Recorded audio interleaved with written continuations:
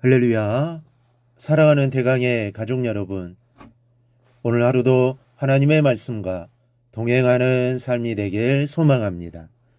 오늘 함께 나눌 하나님의 말씀은 에베소서 6장 10절에서 11절 말씀입니다. 끝으로 너희가 주 안에서와 그 힘의 능력으로 강건하여지고 마귀의 간계를 능히 대적하기 위하여 하나님의 전신갑주를 입으라. 아멘. 여러분, 악한 모습은 신앙인의 모습이 아닙니다. 이 강하고 담대한 것이 세상을 살아가는 하나님의 자녀들의 모습입니다. 이 때문에 모세는 후계자로 여호수아를 지목하여 세우면서 너는 마음을 강하게 하고 담대히 하라. 그들을 두려워하지 말라. 그들 앞에서 떨지 말라고 말합니다.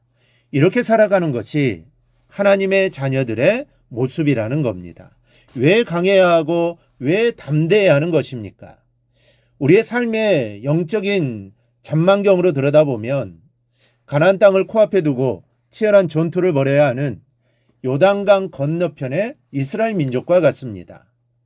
원수는 막으려 하고 우리는 건너야 하는 정말 그야말로 죽이지 않으면 죽을 수밖에 없는 급박한 상황의 대치입니다. 그러니 강하지 않을 수 없는 것입니다.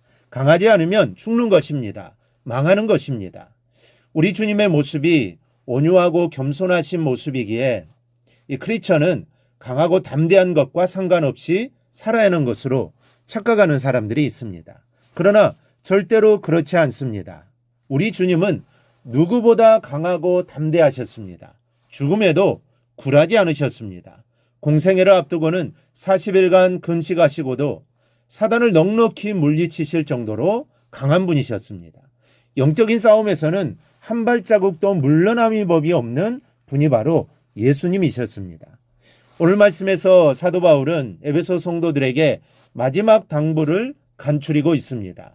먼저는 강해지라고 말합니다.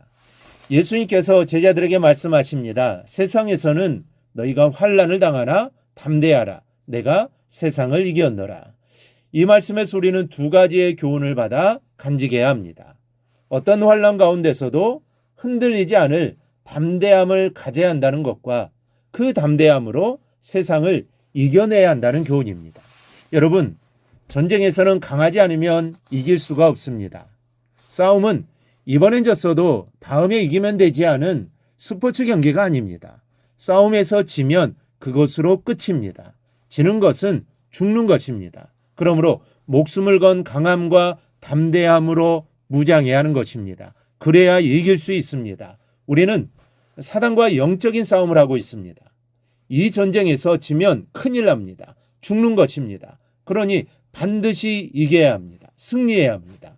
우리의 영혼이 달려있는 문제이기 때문입니다. 그러니 반드시 이기시기 바랍니다. 반드시 승리할 수 있기를 축복합니다. 둘째는 주 안에서 그 능력으로 강해져야 합니다.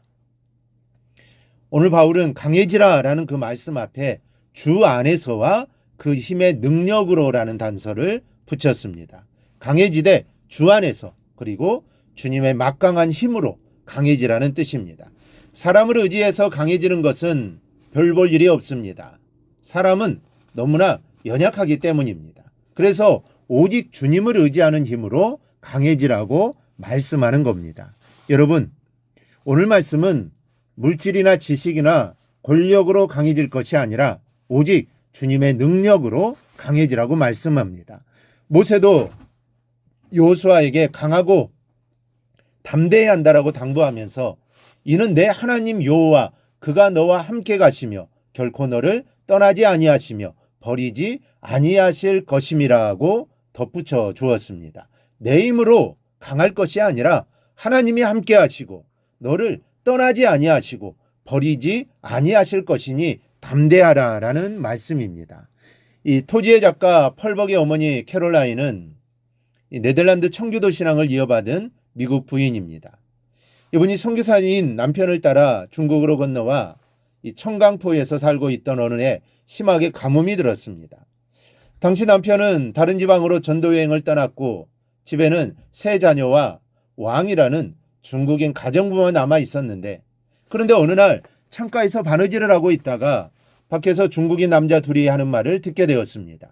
비가 오지 않고 가뭄이 계속되는 것은 서양인들이 들어와서 살기 때문이야. 그러니 오늘 밤 선교사 가족을 죽여 신에게 바치세. 함께 듣고 있던 가정부는 울면서 이번만큼은 아무도 도와줄 사람이 없을 것이라고 말합니다.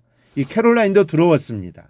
그러나 우상을 섬기는 사람들에게 무참히 죽임을 당해서는 안 된다고 생각하고 골방으로 들어가 기도하기 시작했는데 기도 중에 가슴속으로부터 솟아나는 강한 힘을 느끼면서 담대한 마음을 갖게 되었습니다.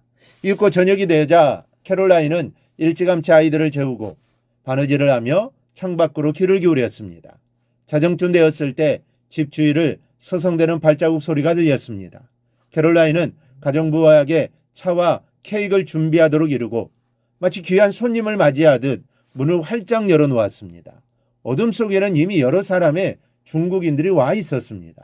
캐롤라인은 아이들을 깨워 옷을 입히고 데리고 나와 노래하고 이야기하며 놀기 시작했습니다. 그리고 마당까지 다가와 있는 중국인들에게 마음을 진정시키고 소리를 낮추어 친절하게 말했습니다. 여러분, 어서 들어와서 함께 차와 다가를 나눕시다.